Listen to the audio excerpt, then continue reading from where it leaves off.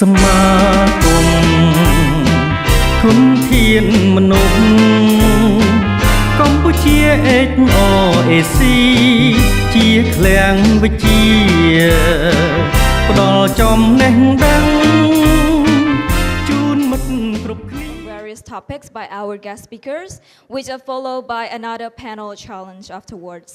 By the way, I would like to take this opportunity to apologize for the fact that Mr. Devalasamana Param, the former HR director at Hewlett-Packard, will not be able to make it today because of an urgent matter. And at the same time, I also would like to take this opportunity to thank Mr. Richard Murale for your honorable presence here with us today on such a short notice. So first up, I would like to invite Mr. Richard Murale, Idealink Human Resource Management Consultant, to give a presentation on the topic Strategic HR Business Partnering. Please welcome. My fellow consultant friends, HR practitioners, ladies and gentlemen, welcome to this wonderful session. Did you enjoy this morning? Good. At least now you can fall asleep. You know, have you heard of this website called lastminute.com? Have you heard of lastminute.com? Yeah. That's what happened to me. I'm a lastminute.com. I'm supposed to be in Kuala Lumpur today, but I've changed my flight to tomorrow. Yesterday when I came here to meet Mr. Owen, I said, okay, I'll be glad to do it in the morning. He said, no, yours is in the afternoon. I said, late afternoon? No, right after lunch. Oh, gosh, you know. So I actually have two tasks. One is to share with you on HR as strategic business partner, and number two is to keep you all awake until the next speaker comes on. Okay, today's topic I'm going to talk about is HR as business partner. Okay? But before we get into understanding what it is, let's take a look at the past. Okay. I like this picture very much because soon we're going to become like that because we're already turning backwards. But historical evolution of human resource management. What happened? Why are we talking about human resource as business partner today? What went on before this? So, this is it. I think I better stand on this side. It's easier. Sorry. Okay. First, long time ago, human resource as what we know today used to be known as welfare officers. This is way back, you know, in 1800s to 1900s. Their job is basically to manage the welfare of the people who are working in an organization, but they didn't have organizations like what we have today. But mind you, I wasn't living that time. I don't know exactly how and what things were there. These are things which we read, okay? And then later on, we have labor management. And then things became clearer. In 1945, after the World War, we started talking about personal management, generally dealing with administration, compliance, but then it was all very silo mentality. Everybody did their own thing, HR was doing their own thing, and where the need was just very disconnected, disengaged. And the scope was just basically hire, fire, admin work. And then, in 1980s onwards, anytime around that, things started changing. We started calling human resource management, where the scope became larger. It became more administrative focus, support function, dealing more, payroll, leave management, IR, industrial relationship, all those issues became very important, but still very admin focused. This was the time when outsourcing slowly started becoming a trend. We realized that, hey, payroll can be outsourced. It is not a core function. Our core function is to make gloves. Why do we worry so much about making preparing payroll. So they started a lot of outsourcing of non-core functions. Organizations started focusing on core functions.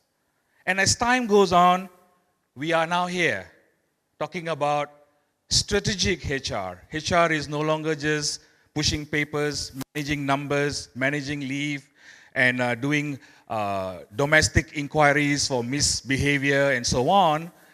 It started becoming more focused on what the real business is all about, becoming more involved in the business. So the question is, what is the force behind this change? Why this change? Why didn't we just stick to welfare officers or labor management? Why did all this change come about? So understanding this will make you realize that it doesn't stop here. We don't know what's the next wave, but at least we know this is historical. So now let's look at why. What is the force behind this change?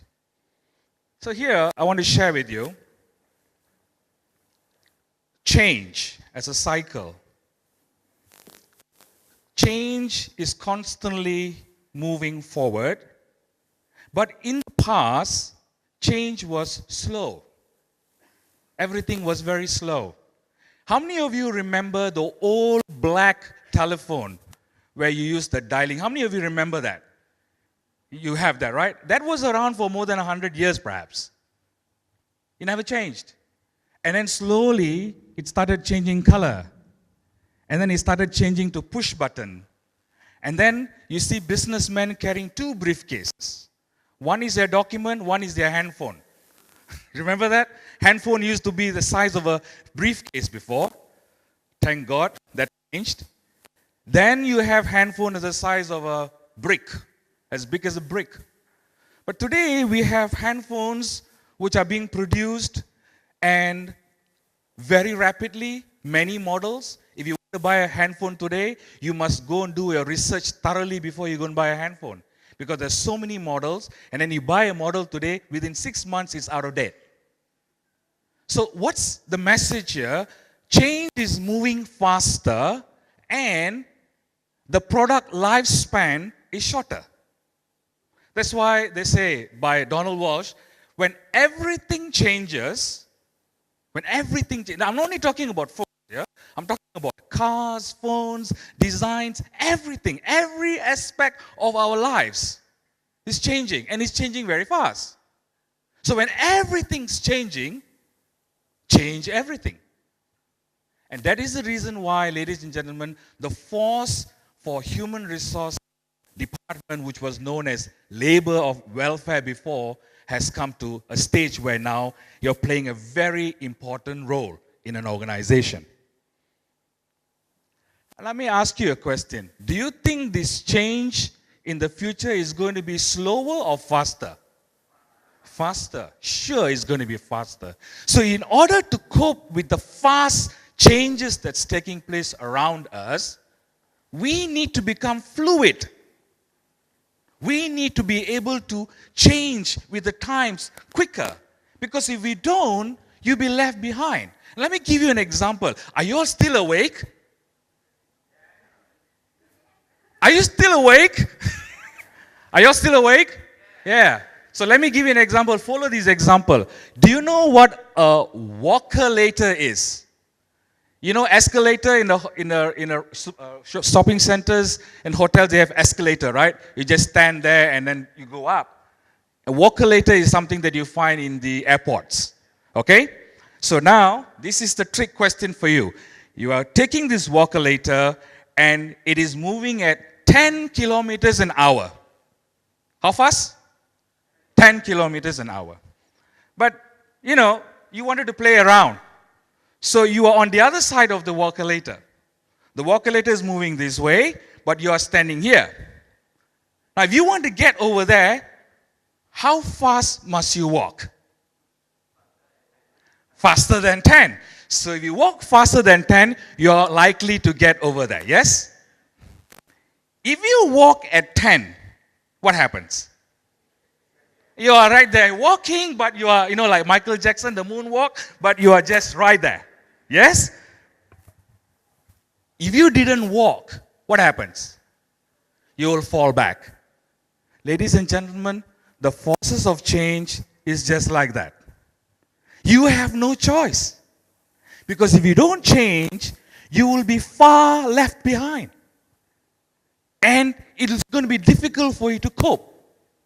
Luckily for you, for the HR practitioners and organization, countries like in the Southeast Asia region, like Malaysia, Singapore, and some of the more developed ones, we may have taken 20 to 30 years to get where we are today.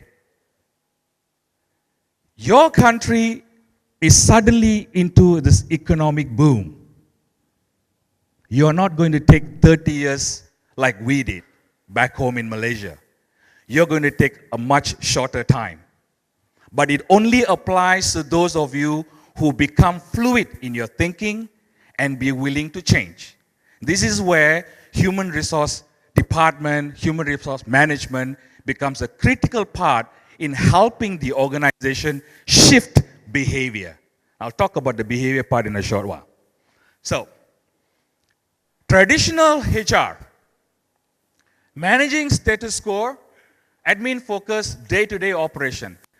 If a lot of fruits, let's pick all the fruits. Very administrative. If this season not much fruits, well, what to do? Weather's not good, not much fruit, nothing much to do. You can see the fruits of the tree and you can see the growth of the tree. It's all surface level. But the shift has come for strategic HR where you create the future. You decide how much fruit you want next year. You decide how many new branches I want to open. You decide how many new employees I want to engage. You decide how I manage the root of this tree, because the root determines the growth of the tree. If the root is stunted, the tree doesn't go. I'm actually extending what Mr. Christopher Lee spoke about this morning. It's all here.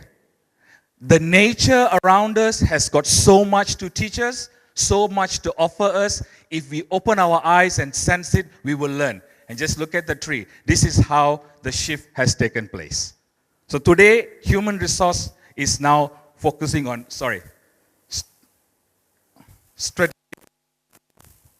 strategic HRM. Creating the future, people focus, nourishing growth. Now, in typical organization, you have the CEO at the top. You may have the vice CEO or vice president, senior vice president, assistant vice president, senior manager, assistant managers, supervisors, deputy supervisors, staff, tea lady. You have a whole structure. On paper, it is fine. On paper, it's good. But because change is moving so fast, because change is imminent, and you have no way to stop it, the one thing that HR collectively needs to do is to make your organization remain structured on paper. It's okay. But you got to be circular in behavior. Now let me ask you, if you were to keep moving these two structures, which one is going to be easier to move? Circular, right? Because there's not much resistance. There was a time when organizations in America, they said, oh, our structure is too high. The CEO can't even see the people at the bottom, so we need to become flat. We need to remove a few layers. And they did. They didn't show the rest of the world how they did it. The rest of the world followed. We also removed a few layers, but we failed miserably. The reason why we fail is because it is not about moving the layers. It is making the change here. Even though your organization may be flat, but if you don't think flat, if you still think hierarchy, that system won't work. So it's more here than what you do on the physical level. This is an example, a simple diagram for you to understand. If you talk about strategic HR, this is what it is. To make sure that your organization is ready for change, fluid enough to change, fast enough to change, to make your organization circular in behavior. Because on paper, you'll always remain a structure. Okay? Are you following so far? Yes. So the shift is, in the past, human resource management used to be organization of the business of the company, whereas today the shift is, it is about the business of the organization, getting involved in the business. In most organizations that I've seen, I've been in this line for 20 years. I've seen many organizations, not only in Asia, but also across the world. And I always found that next to the CEO is always the CFO or the head of marketing and sales. Human resource manager or director usually is a few layers below. But now, the human resource manager, the strategic human resource manager, should be standing right next to the CEO. Because in most organizations, the CEO is the dreamer. He's the visionary. He sees few miles ahead that you can't see. All he needs to do is tell the HR, that's where I want to go. Get me the right people. Prepare my people to take me there. And the HR's job is basically that, to prepare the people to be part of the organization, to move together to where the CEO wants to go. So this all the time. That's how become a partner with him, becoming interested in the business. So this morning somebody asked a question, you said it's okay if 5% of the staff is not leaving, attrition is very low, not good. 15% moving out is good. And then somebody asked, but what? HR manager is always moving. HR manager always moves simply because he has not directly been engaged with the company. If the HR manager is engaged with the company and to become a partner with the CEO, the chances are he's going to make sure that the business he's in is going to move forward. Okay? So, strategic HR. What is needed to survive, let alone thrive in today's business? I just mentioned just now, if you look at the Walker Later story, there is no such thing as not growing. There's no such thing as let everything be okay, we are fine. No, when you don't do anything, you're going to fall back. At least you need to move. But more importantly, you may want to thrive in your business. And the reason is the environment of the business world. Globalization. You all know what globalization is, and let me not get into that right now. Economic uncertainties. Something happens in China, it may affect your business here, correct? Yeah. Something happens in the United States, it also might affect you indirectly. So it's a globalized world, and economy is definitely uncertain. That's the reason why we need to be fluid. Technological innovation, profitability through cost and growth, intensified competition. In Cambodia, I was told that you have almost 30 over banks, and you have MFIs, I don't know how many more.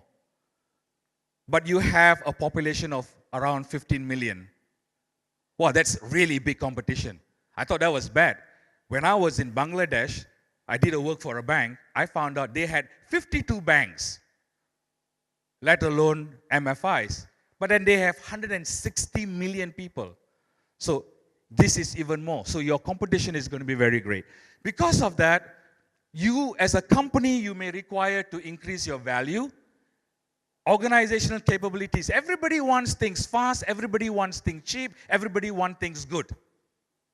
Why? Because information is available. If you don't give it to me, I go to somewhere else. So these are all the challenges of companies. Creating climate for action, unique competitive advantage. And therefore, the HR needs to change. You need to become business savvy. You need to align yourself with the strategy of the organization. You need to have a strong bench. You need to become the change catalyst. And you need to help the business leader to achieve objectives. So this is the shift.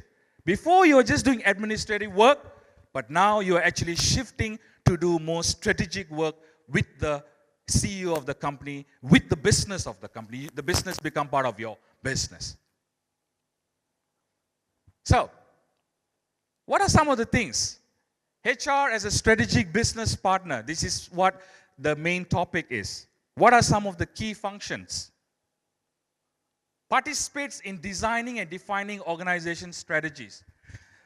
Those days, when there's a what you call strategic meeting, most of the time HR is not even included. But today HR needs to be part of the strategic meeting to see where the business is going. That's where you give your 2 cents worth.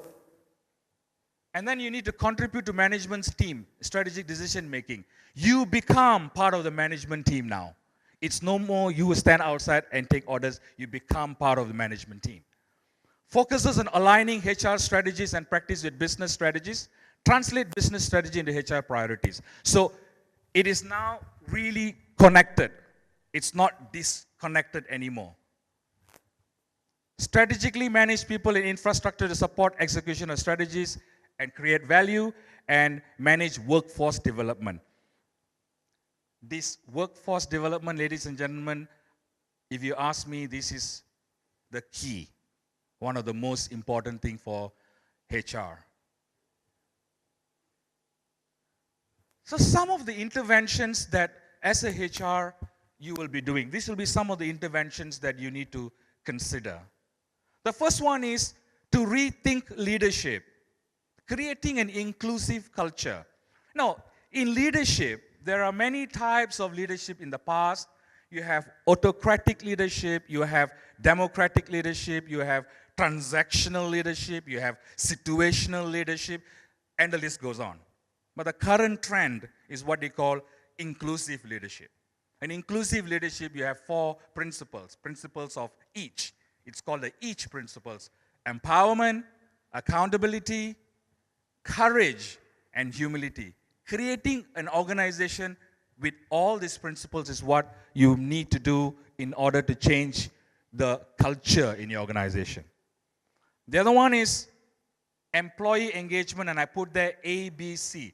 Can somebody tell me what ABC is? Just shout it out. Do you know what is ABC?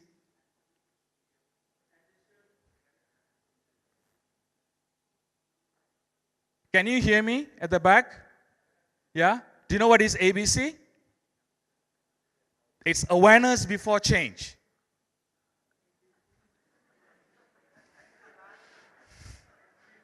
It's awareness before change. Even though it's the first 3 letters of the alphabet, it is still awareness before change. Change doesn't happen without awareness. If you want to change yourself, awareness is the first thing to do. So, employee engagement is all about creating ABCs in your organization, creating that awareness for people to change. Building capabilities, training and development. Driving innovation, co-creating. Now this is something, this co-creating is very important. Ladies and gentlemen, I want to ask you, you may all have experienced this before at some point in your life. Have you ever been to a restaurant or a hotel, most likely a restaurant, when you walk into the restaurant and then you feel the energy here is not so good. You just don't feel like you want to eat there and you walk away. You find another restaurant. Have you ever felt that before? Yes. I think most of us would have felt that. Now, let me ask you, also, you probably have gone to some building. When you walk into the building to do some business there and you find that the energy in the business is very dull and is very oppressive. Whereas you went to some other building where everything is really nice and bubbly. It is the same building, but it's the people who create that energy in the organization. One of the things about strategic HR is how you keep the energy and the focus. It's like a tornado. You know a tornado? A tornado is really strong. It comes and it takes everything you have. But if the tornado in your organization, if the energy is positive, very positive energy, you may have a few people who are very negative thinking. But because they are in a positive environment, they will get sucked into this positive tornado. But if the tornado is a negative tornado, you may have a few positive people, they will also get eventually sucked into it. So, HR managers, one of your job is to manage the field. They call the field. What the organization does and what the people think must be congruent. That is what we call creating the congruence in your organization. That is when you actually have to co-create. Focus on brand identity. This is nice because first time when I came to Cambodia 5 years ago, I did speak to some companies, I did some training, but one of the complaints a lot of managers, business owners told me is, oh, I don't want to do training because I train my staff and then another company will pinch them. They go away. So I waste my money. I think it's a very valid, answer for them. But I said, look, let them go if they have to, because just now we just heard, if people want to go, let them go. But when they go, let them go out and say, the best company that I ever worked for was the company I just came from. Then you create a brand identity. That's what you got to think at. That's got to look at training in that aspect. Then it's not a cost. It's an investment. You're investing in goodwill that you don't even know how good it is going to be. Okay? So we'll move on. So the new set of competencies for you to become a strategic HR partner, number one, you really need to know the business. You need to master the business that you're in. So if you're going to be a partner, for instance, if you start up a business today and you're looking for a partner, the partner come and join you, wouldn't you want the partner to know what you do? Yes or no? Sure. So your business partner want to join you, he must know what your business is all about. So you find a lot of HR managers work in organization, they know what the organization does. But if you ask them, do you know why we do this? They may not be able to answer. But actually, the why is more important than what. You know what you do, but you must know why you do what you do. So to become a strategic HR, you must truly become, I'm sorry, this is not new to me. You truly need to become a master in the business. You need to build up your personal credibility as well. And finally, you need to master human capital. This is where the shift comes.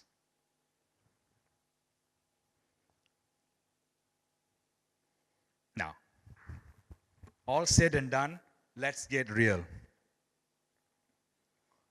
Becoming a business partner sounds easy, but in practice, it's a mindset shift. You got to shift your mindset. This is the most difficult thing. Because if you do not have passion, and if you are not driven by a purpose, then you're only going to work. It's only a job. But if you have a passion and you're driven by a purpose, then it's not work. It's not a job. It is a place where you go and play and you actually have fun. This is what just now Mr. Christopher Lee was saying. Play is important. That means you actually go to work and you feel great going to work. How many of you in today's, you don't have to answer me, this is a very sensitive question, so just answer in your heart. You set the alarm to wake up in the morning, and then you wait for alarm to ring, and then you stop the alarm, and then the second alarm, and then you get up, or do you get up before the alarm rings? Okay, good. I know already the answer. Because that determines your passion and your drive and your purpose to go to work. So this is what it is. We can talk until the cows come home. By the way, the cows never come home one. We can talk until the cows come home. But when it comes to doing, it is not as easy. It is a shift of mindset. We all talk about soft skills. Today, many of the speakers talked about soft skills. We also talk about technical skills. But there's another one very important thing which they didn't touch on. One person touched but didn't go deep enough. It is what we call core empowerment.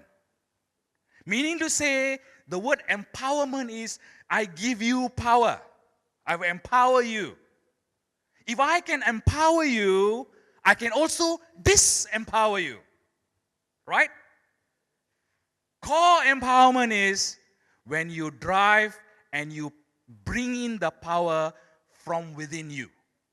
When you prepare yourself and empower yourself, learning becomes fun. I can give you an example. I've done a workshop on communication once, long time ago. The guy was sitting in front, was just looking, and he wasn't showing any emotions. He was just in deep thoughts. So I went to him and said, "Are you okay?" He said, "Yeah." "Are you following?" He said, "Yeah, I just have one question. I have no idea why my manager asked me to come here. He should be sitting here."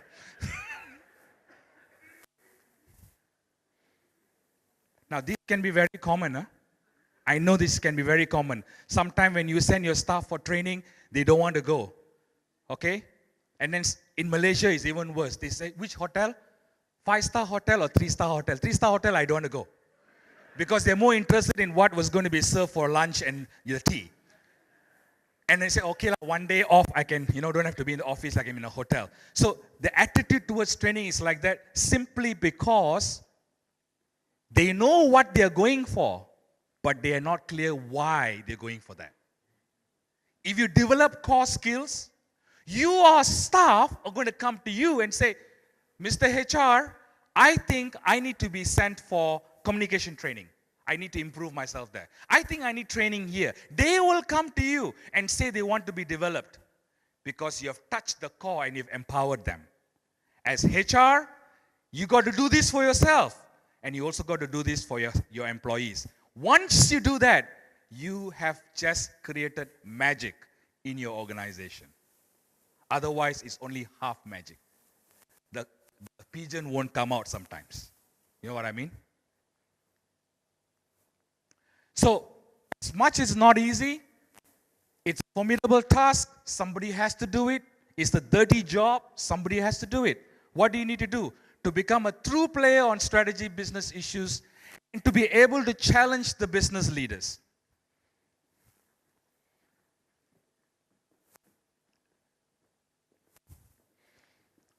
I think my talk is very boring, no? No, I'm just joking.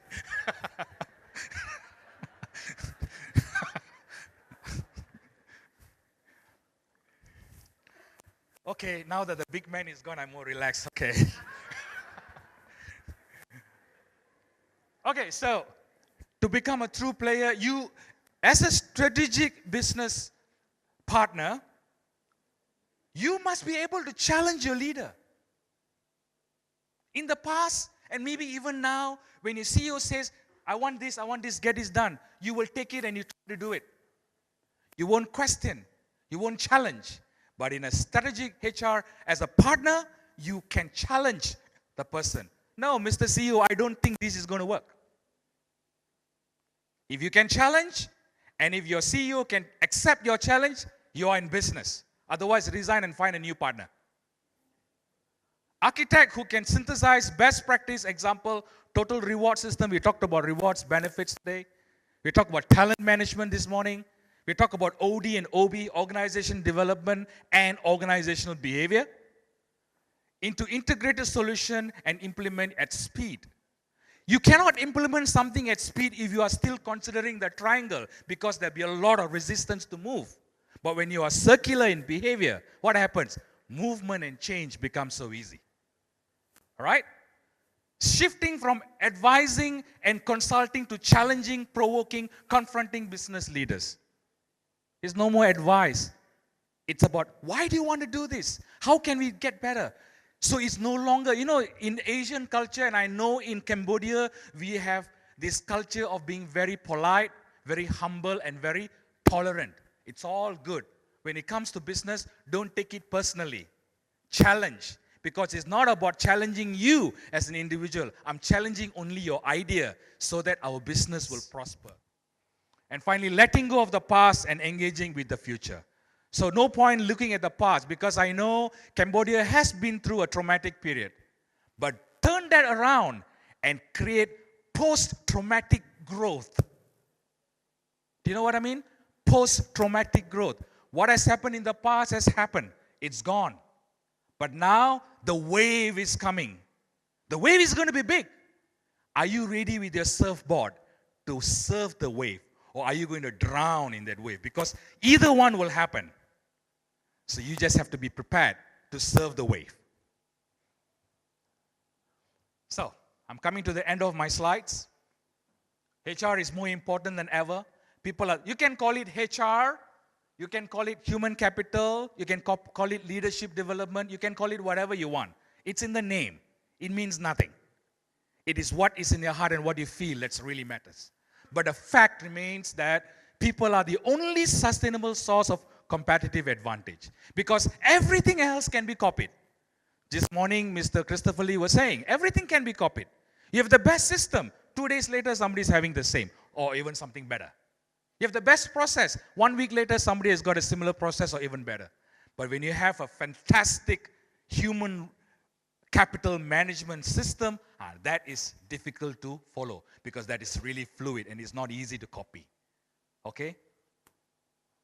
And my God, I'm done. And you all are still awake. Thank you very much.